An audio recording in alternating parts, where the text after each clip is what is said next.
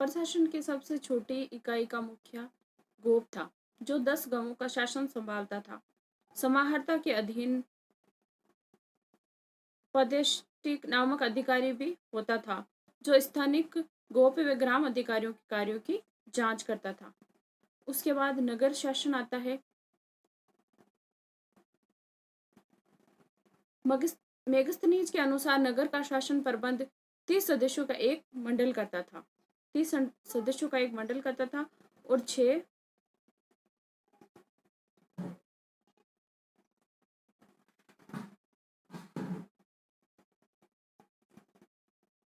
समितियों में विभक्त था। प्रथम समिति उद्योग शिल्पों का निरीक्षण और द्वितीय समिति विदेशियों की देखरेख करना और तृतीय समिति जन्म मरण का लेखा जोखा करना इत्यादि कार्य करती थी। चतुर्थ समिति का कार्य होता था व्यापार वाणिज्य देखना।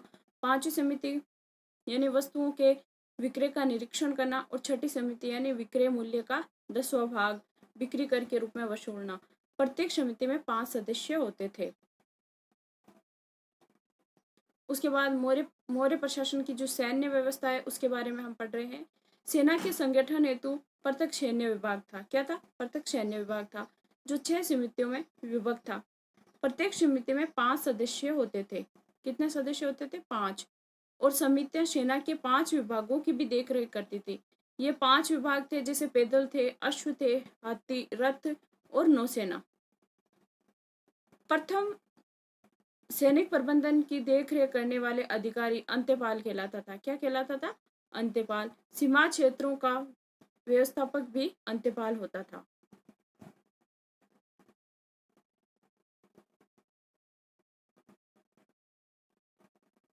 इसके बाद मेगस्थनीज की इंडिका के अनुसार चंद्रगुप्त मौर्य के पास 6 लाख पैदल और 50,000 अश्वारोही सेना थी। कितनी थी? 6 लाख तो पैदल सेना थी और 50,000 अश्वारोही सेना थी। 9,000 हाथी और 800 रथों से सुसज्जित विराट सेना थी। उसके बाद मौर्य प्रशासन की जो न्याय व्यवस्था है उसके बारे में हम पढ़ रहे हैं। न्याय व्यवस्था। सम्राट न्याय प्रशासन का सर्वोच्च अधिकारी होता था। कौन होता था? सम्राट खुद होता था। निचले स्तर पर ग्राम न्यायालय थे, जहां ग्रामीण और ग्राम व्रत अपना निर्णय देते थे। इसके ऊपर संग्रहण, दौड़मुख, स्थानीय और जनपद स्तर के न्यायालय होते थे।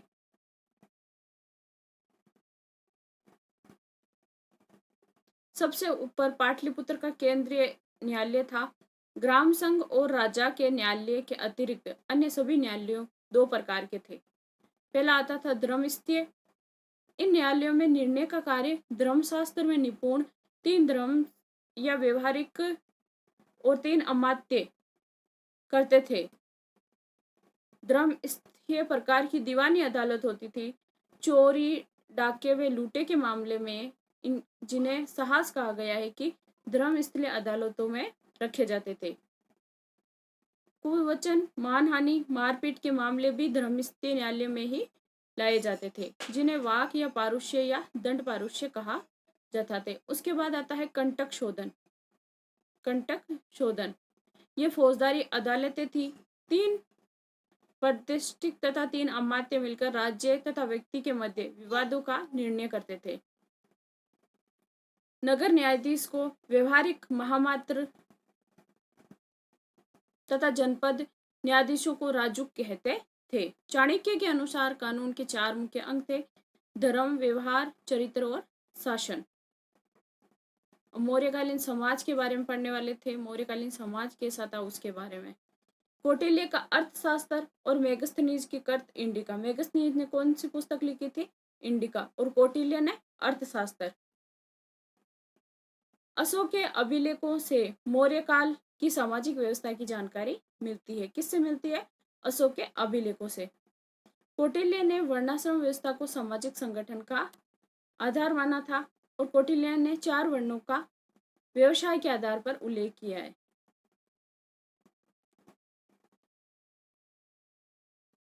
वर्णों के अतिरिक्त कौटिल्य ने अन्य जातियों जैसे कि निषाद, पार्श्व, रथकार, शता और वैदेहक, सूत, चांडाल आदि का भी उल्लेख किया है। मेगस्थनीज की इंडिका में भारतीय समाज का वर्गीकरण 7 जातियों में किया गया है। कितनी जातियों में किया गया है? 7 जातियों में। ये किसने किया है? मेगस्थनीज की इंडिका नामक पुस्तक में इसका उल्लेख मिलता है। दार्शनिक होते थे किसान और पशुपालक, वे शिकारी, कारीगर या शिल्पी, सैनिक, निरीक्षक और सभासद तथा अन्य शासक वर्ग, ये सब होते थे। मेगस्थनीज ने अपने वर्गीकरण में जाति, वर्ण और व्यवस्था के अंतर को भी भुला दिया था। उसके बाद मौर्य काल में स्त्रियों की स्थिति अधिक उन्नत नहीं थी। वैदिक काल में स्त्रियों की स्थिति अधिक उन्नत थी, लेकिन मौर्य काल में स्त्रियों की स्थिति इतनी उन्नत नहीं थी। फिर भी स्मृति काल की अपेक्षा वे अधिक अच्छी स्थिति में थी तथा उन्हें पुनर्विवाह व नियोग की अनुमति थी। ये सांची का स्तूप है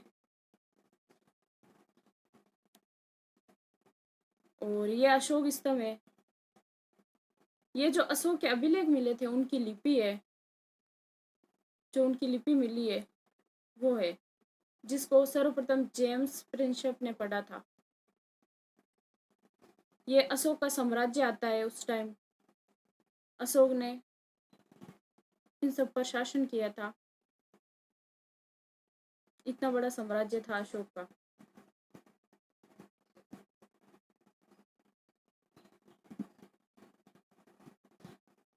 उसके बाद आता है सुंग वंश। उसके बाद हम सुंग वंश के बारे में पढ़ने वाले हैं। सुंग वंश, इसकी स्थापना 185 ईस्वी पूर्व में पुष्यमित्र सुंग ने की थी। किसने की थी? पुष्यमित्र सुंग ने। मौर्य राजा बृहदत्त का प्रधान सेनापति था। उसने उसे मारकर सिंहासन पर अधिकार कर लिया था। उसने 151 ईस्वी पूर्व तक राज्य किया। उसने कई युद्धों में विजय प्राप्त की और अपने राज्यकाल में 2 बार अश्वमेध यज्ञ किया था। किसने किया था? ये जो पुष्यमित्र सुंग है, इसने। मौर्य वंश का अंतिम शासक कौन था? बृहदत्त। और बृहदत्त की हत्या किसने की थी? ये जो सुंग वंश के संस्थापक थे, पुष्यमित्र सुंग ने। सुप्रसिद्ध संस्कृत व्याकरण पतंजलि अश्वमेध यज्ञ में उसका पुरोहित था। पुष्यमित्र के बाद सुंग वंश में जो प्रमुख राजा हुए थे उनके नाम थे, जैसे अग्निमित्र थे, ज्येष्ठमित्र थे, भद्रक थे, भागवत और देवभूति। देवभूति को उसके अमात्य वासुदेव ने लगभग 73 ईस्वी पूर्व में सिंहासन से उतार दिया था। उसके बाद आता है सातवाहन वंश।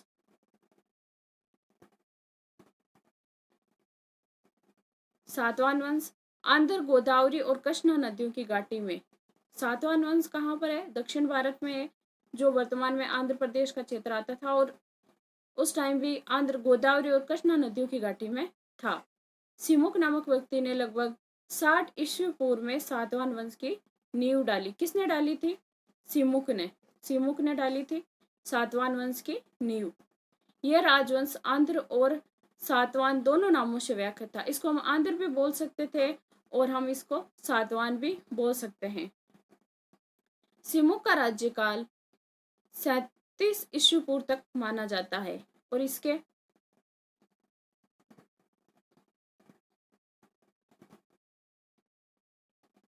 उपरांत सातकर्णी प्रथम ने सातवाहन वंश की शक्ति एवं सत्ता का विस्तार किया। किसने किया था? सातकर्णी प्रथम ने। सातकर्णी प्रथम ने अश्वमेध यज्ञ किया और समस्त दक्षिण भारत पर अपनी सार्वभौम सत्ता स्थापित की। उसकी राजधानी गोदावरी नदी के तट पर स्थित प्रतिष्ठान आधुनिक पैठन नामक नगरी थी। कौन थी? आधुनिक पैठन नामक नगरी। सातकर्णी प्रथम की मृत्यु के बाद शकों के आक्रमणों के फलस्वरूप सातवाहनों की शक्ति में कमी होने लगी और महाराष्ट्र में शंखवंश का शासन आरंभ हो गया। ये जो सातवाहन वंश थे, जब इनका पतन हो गया था तो महाराष्ट्र में जो शक थे, जो बाहरी आक्रमणकारी माने जाते थे, उन शकों के आक्रमण का प्रभाव महाराष्ट्र में शंखवंश का शासन आरंभ हो गया था, जो कि पश्चिमी क्षत्रप वंश कहा जाता था। क्या कहा जाता था? पश्चिमी क्षत्रप वंश।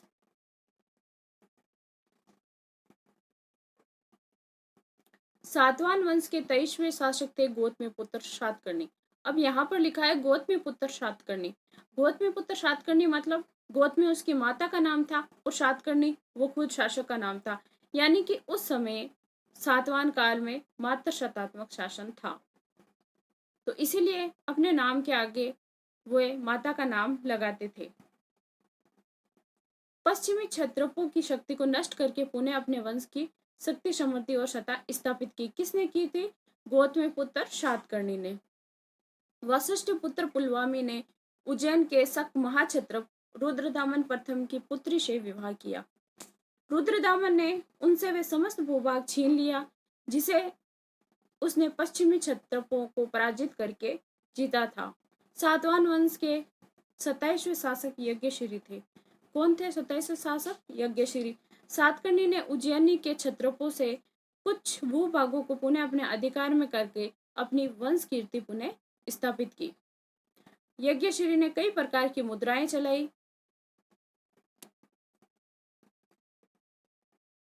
ये चित्र आते हैं सातवाहन काल के सिक्के हैं ये देखिए सातवाहन काल के सिक्के हैं। ऐसा प्रतीत हो गया है कि उसका साम्राज्य समुद्र तक विस्तृत था। इस वंश के सभी शासक हिंदू धर्म के अनुयायी थे। उन्होंने वैदिक यज्ञों और समाज में वर्णाश्रम व्यवस्था के प्रतिष्ठित किया था। विदेशी यौनों और शकों से संघर्ष करते रहे। उन्होंने बौद्ध तथा जैन विहारों तथा उपास्यों को भी अनुदान दिए थे। किसने? सातवाहनों ने। और उसके शासनकाल में वाणिज्य तथा व्यापार, कृषि एवं अन्य उद्योगों को विशेष प्रोत्साहन मिला। चांदी, तांबे, शीशे और कांसे की मुद्राओं का भी विशेष प्रचलन था। कब? सातवाहन काल में।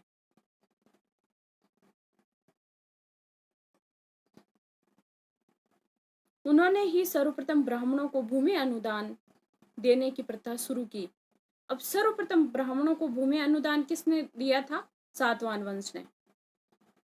सातवाहन राजाओं ने पश्चिमी दक्कन में अनेक चैत्य एवं विहार बनवाए, जिनमें कार्ले का चैत्य सुप्रसिद्ध है। ये चैत्य और विहार किसने बनाए थे? सातवाहन शासकों ने। 40 मीटर लंबा और 15 मीटर ऊंचा ये चैत्य वास्तुकला का अद्भुत उदाहरण है। अब उसके बाद में अगला जो साम्राज्य आता है वो आता है गुप्त साम्राज्य। उत्तर भारत में कुषाण सत्ता। गुप्त साम्राज्य कब से कब तक था? 275 से 550 ईस्वी तक। उत्तर भारत में कुषाण सत्ता 230 ईस्वी के लगभग समाप्त हो गई थी। कब समाप्त हो गई? 230 ईस्वी तक। कौन? कुषाण। तब मध्य भारत का एक बड़ा भूभाग संक और मुरेडों के शासन में आ गया था, जो कि 250 ईस्वी तक शासन करते रहे। लेकिन उनके बाद 250 ईस्वी तक शासन करते रहे। उनके बाद 275 ईस्वी में गुप्त वंश अस्तित्व में आए। गुप्त वंश जो कि भारतीय इतिहास में स्वर्ण काल के नाम से भी जाना जाता है, क्योंकि इसी गुप्त काल में बहुत ज़्यादा उन्नति हुई थी कला के क्षेत्र में, स्थापत्य के क्षेत्र में और विज्ञान में, तकनीक में, हर क्षेत्र में बहुत ज़्यादा उन्नति हुई थी। तो इसीलिए ये हमारे भारत का स्वर्ण काल माना जाता है, गुप्त साम्राज्य। इस वंश का संस्थापक कौन था? श्रीगुप्त था। समुद्रगुप्त ने स्वयं को प्रयाग प्रशस्ति में श्रीगुप्त का प्रपोत्र कहा है। समुद्रगुप्त किसका प्रपोता था? श्रीगुप्त का। स्थापना किसने की थी? गुप्त साम्राज्य की। गुप्त साम्राज्य की स्थापना श्रीगुप्त ने की थी, लेकिन वास्तविक संस्थापक तो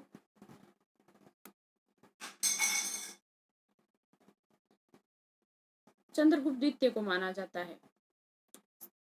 श्रीगुप्त के बाद घटोत्कच गुप्त शासक हुआ, लेकिन उसकी उपाधि क्या थी? महाराजा की थी।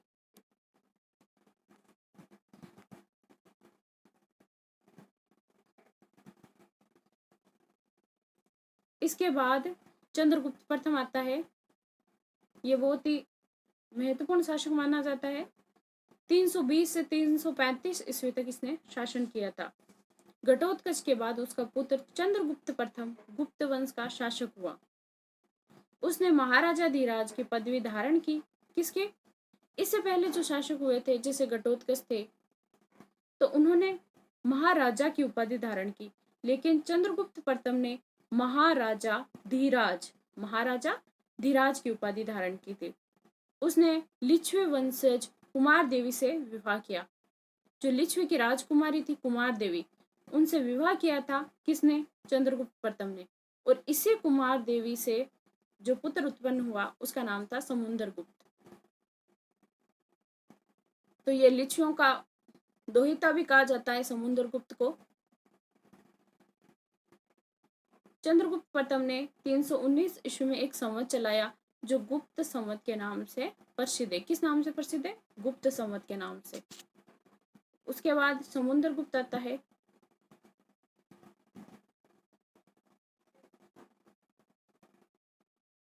समुद्रगुप्त 335 से 380 ईस्वी तक इसने शासन किया था।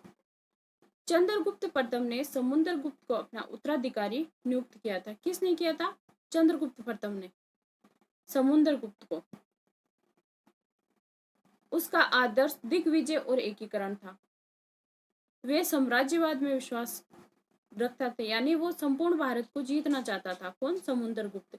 उसका दरबारी कवि था हरिशेन। उनकी सैनिक सफलताओं का विवरण इलाहाबाद प्रशस्ति अभिलेख में उसका उल्लेख मिलता है। किसमें मिलता है? इलाहाबाद जो प्रशस्ति है उसमें। यह अभिलेख उसी स्तंभ पर उत्कीर्ण है जिस पर अशोक का अभिलेख उत्कीर्ण है। इसके द्वारा जीते क्षेत्र को 5 समूहों में बांटा जा सकता है। कितने समूहों में बांटा जा सकता है? 5 समूहों में। जैसे गंगा यमुना दोआब के राज्य, पूर्वी हिमालय के राज्य और पूर्वी विंध्य क्षेत्र के आटविक राज्य, पूर्वी दक्कन और दक्षिण भारत के राज्य और शक एवं कुषाण राज्य। इन भागों में अपने राज्यों को बांट रखा था। किसने? समुद्रगुप्त ने। इलाहाबाद प्रशस्ति के अनुसार वे कभी भी युद्ध में नहीं हारा था। किसके अनुसार? इलाहाबाद प्रशस्ति के अनुसार। समुद्रगुप्त के पास एक शक्तिशाली नौसेना थी जिससे वे विदेशों से संबंध सुदृढ़ कर सका था। क्या थी उसके पास? एक नौसेना थी। समुद्रगुप्त ने अश्वमेध यज्ञ किया था। क्या? अश्वमेध यज्ञ किया था और उसके सिक्कों पर अश्वमेध पराक्रम लिखा मिलता है। क्या लिखा मिलता है? अश्वमेध पराक्रम। ये ललित कलाओं में भी निपुण था और उसे कविराज भी कहा गया है। किसको? समुद्रगुप्त को कविराज की उपाधि भी दी गई है। वह संगीत में भी निपुण था और एक सिक्के पर उसकी आकृति वीणा बजाते हुए दिखाई देती है। तो इतिहास में औरंगजेब की भी वीणा बजाते हुए हमें मिलता है और समुद्रगुप्त को भी वीणा बजाते हुए उनकी आकृति मिली है। वे विष्णु का भी भगत था और परंतु दूसरे धर्मों को भी समान रूप से मानता था। उसके बाद इंपॉर्टेंट शासक आता है चंद्रगुप्त। उसके बाद चंद्रगुप्त द्वितीय आता है 380 से 412 ईस्वी तक। कौन आता है? चंद्रगुप्त द्वितीय। चंद्रगुप्त द्वितीय समुद्रगुप्त का पुत्र था। किसका पुत्र था? समुद्रगुप्त का पुत्र था और उसका नाम देवराज तथा देवगुप्त भी मिलता है। क्या मिलता है? देवराज या देवगुप्त भी। किसका? चंद्रगुप्त द्वितीय का। उसने अपने साम्राज्य को विवाह संबंधों और विजय द्वारा बढ़ाया।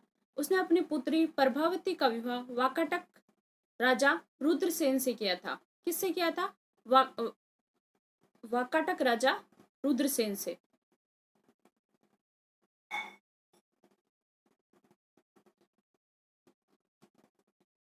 उसने अपनी पुत्री प्रभावती का विवाह वाकाटक राजा रुद्रसेन से किया था और उसकी मृत्यु के पश्चात प्रभावती अपने छोटे पुत्र को गद्दी पर बैठाकर राज्य की वास्तविक शासक बन गई थी। कौन? चंद्रगुप्त द्वितीय ने पश्चिमी मालवा व गुजरात को भी जीता और उज्जैन को भी अपनी द्वितीय राजधानी बनाई। किसने? चंद्रगुप्त द्वितीय ने। शक विजय के पश्चात उसने विक्रमादित्य की उपाधि धारण की। और विक्रमादित्य की उपाधि किसने धारण की थी? चंद्रगुप्त द्वितीय ने। उसके बाद जो अगला शासक आता है वो है कुमारगुप्त। कुमारगुप्त ने नालंदा विश्वविद्यालय की स्थापना की थी। चंद्रगुप्त द्वितीय के बाद उसका पुत्र कुमारगुप्त शासक बना। कुमारगुप्त को ही नालंदा विश्वविद्यालय का संस्थापक माना जाता है। किसका संस्थापक माना जाता है? नालंदा विश्वविद्यालय का। और उसका राज्य सौराष्ट्र से बंगाल तक फैला था। कहाँ तक? सौराष्ट्र से बंगाल तक। अपने राज्य के अंतिम दिनों में उसे पुष्यमित्र के विद्रोह का सामना करना पड़ा। इसके बाद में अगला शासक स्कंदगुप्त आता है। स्कंदगुप्त ज्येष्ठ पुत्र ने होते हुए भी राज्य का उत्तराधिकारी बना। बड़ा पुत्र नहीं था, फिर भी वे राज्य का उत्तराधिकारी बना। जूनागढ़ अभिलेख द्वारा ज्ञात होता है कि स्कंदगुप्त ने मौर्य द्वारा निर्मित सुदर्शन झील का जीर्णोद्धार करवाया। इसके बाद में आता है ये मगध है, ये पाटलिपुत्र है। यहाँ पर गुप्त साम्राज्य चंद्रगुप्त प्रथम का शासन था। यहाँ पर चंद्रगुप्त प्रथम का शासन था।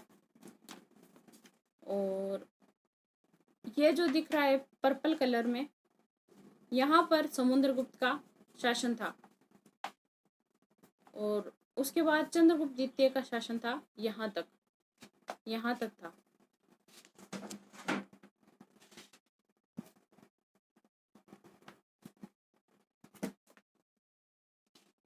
जूनागढ़ अभिलेख से इस बात का उल्लेख है कि सिंहासन पर बैठने के समय स्कंदगुप्त को मल्लों के रूप में कुख्यात हुणों से जूझना पड़ा था। जब स्कंदगुप्त ने सत्ता संभाली तो उस टाइम हुणों का आक्रमण हुआ था और स्कंदगुप्त ने अनंत हुणों को पराजित कर दिया था। अब गुप्त वंश की जो सांस्कृतिक उपलब्धियां क्या क्या थी उनके बारे में हम पढ़ेंगे। भारत के सांस्कृतिक इतिहास में गुप्त वंश का बहुत महत्व है। गुप्त सम्राट वैष्णव धर्म को मानने वाले थे। किसको? वैष्णव धर्म को। समुद्रगुप्त तथा कुमारगुप्त प्रथम ने तो उन्होंने वैदिक धर्म, बौद्ध धर्म और जैन धर्म को भी प्रोत्साहन दिया था। समुद्रगुप्त तथा कुमारगुप्त प्रथम ने धर्मानुसार अश्वमेध यज्ञ भी करवाए थे। किसने करवाए? समुद्रगुप्त तथा कुमारगुप्त ने। चंद्रगुप्त द्वितीय के समय चीनी यात्री फायान भारत आया था। चीनी यात्री फायान कब भारत आया था? चंद्रगुप्त द्वितीय के समय। और जो ह्वेनसांग है वो कब आया था? वो आया था हर्ष के समय में। उसके विवरणों से पता चलता है कि गुप्त साम्राज्य सुशासित था और उसमें अपराध बहुत कम होते थे। क्या होते थे? अपराध बहुत कम होते थे। भार भी बहुत कम था। राजकाज की भाषा क्या थी? संस्कृत थी।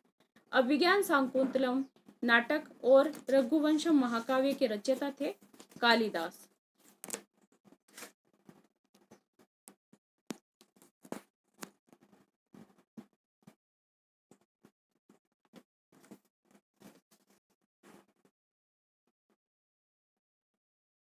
अभिज्ञान शाकुंतलम नाटक और मर्चकटिकम नाटक के लेखक कौन थे? शूद्रक थे।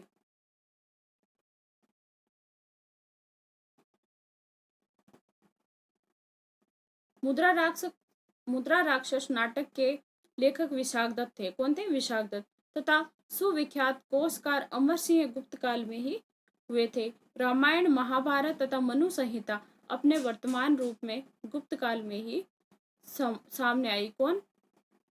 जो रामायण है, जो महाभारत है और मनु संहिता है, ये गुप्त काल में ही इनका आविर्भाव हुआ था।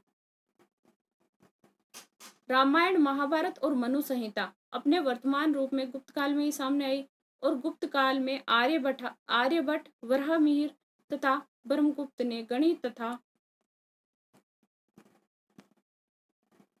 ज्योतिष विज्ञान के विकास में बहुत बड़ा योगदान दिया था। इसी काल में दशमलव प्रणाली का आविष्कार हुआ। किस प्रणाली का? दशमलव प्रणाली का आविष्कार हुआ। कब? गुप्त काल में, जो बाद में अरबों के माध्यम से यूरोप तक पहुंची।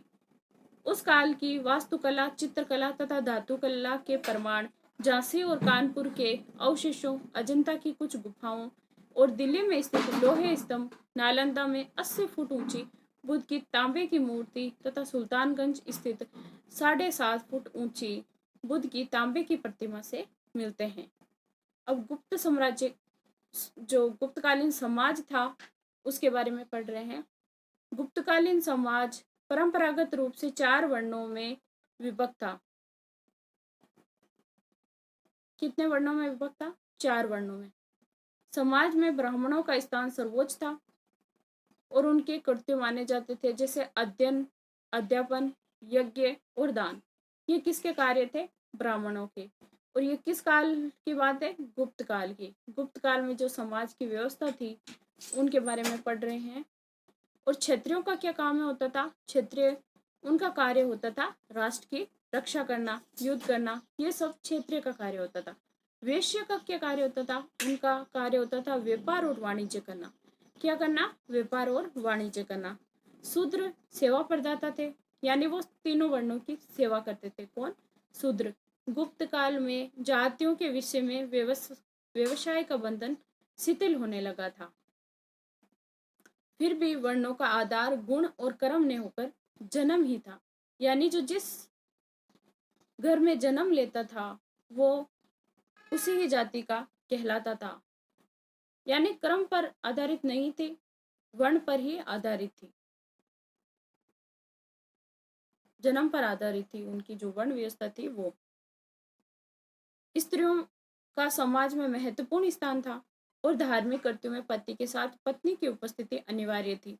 जैसा कि आज भी वर्तमान में हम यज्ञ करते हैं, पूजा पाठ करते हैं, तो उसमें हवन कुंड में पति पत्नी साथ में पूजा पाठ करते हैं, तो उसी प्रकार उस टाइम गुप्त काल में भी ऐसा ही था। स्त्री शिक्षा का प्रचलन भी था और पर्दा प्रथा नहीं थी। उस टाइम पर्दा प्रथा नहीं थी और उस समय 8 प्रकार के विवाहों का प्रचलन मिलता है। 8 प्रकार के विवाह का उल्लेख कब मिलता है? गुप्त काल में। यह आता है समुद्र गुप्त द्वारा सोने का सिक्का। किसके द्वारा? ये समुद्र गुप्त द्वारा सोने का सिक्का है। और यह देखिए, ये चंद्रगुप्त विक्रमादित्य द्वारा प्रचलित सोने के सिक्के। उस टाइम ऐसे सोने के सिक्के चलते थे, तो ये चंद्रगुप्त विक्रमादित्य द्वारा उस समय स्वयंवर प्रथा भी विद्यमान थी। गुप्त काल में मिश्रित जातियां और मूर्धावस्थिक शक्तकरण, अम्बष्ट, पार्श्व आदि उग्र थी। कायस्थ गुप्त युग में एक वर्ग था। कौन? कायस्थ। परंतु बाद में ये एक जाति के रूप में अस्तित्व में आ गया था। कौन? कायस्थ।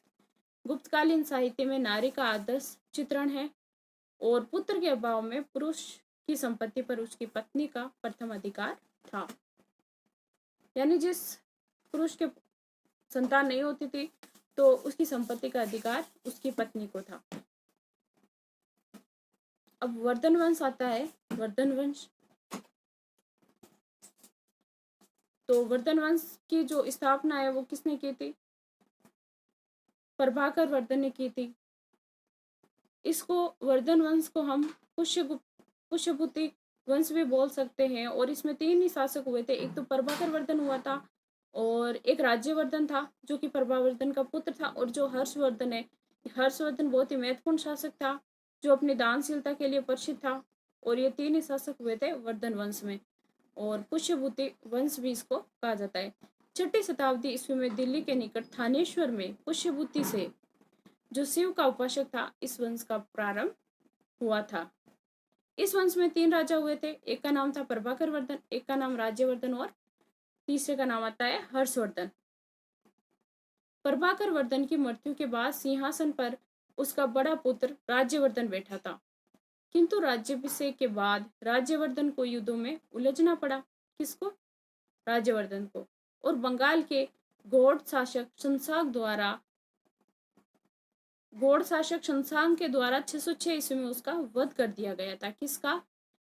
ये जो प्रभाकर वर्धन थे इनका। उसके बाद उसका छोटा भाई था हर्षवर्धन, 606 से 47 ईस्वी तक शासक बना। कौन? हर्षवर्धन, जिसने 40 वर्ष तक राज्य करके अपनी कीर्ति का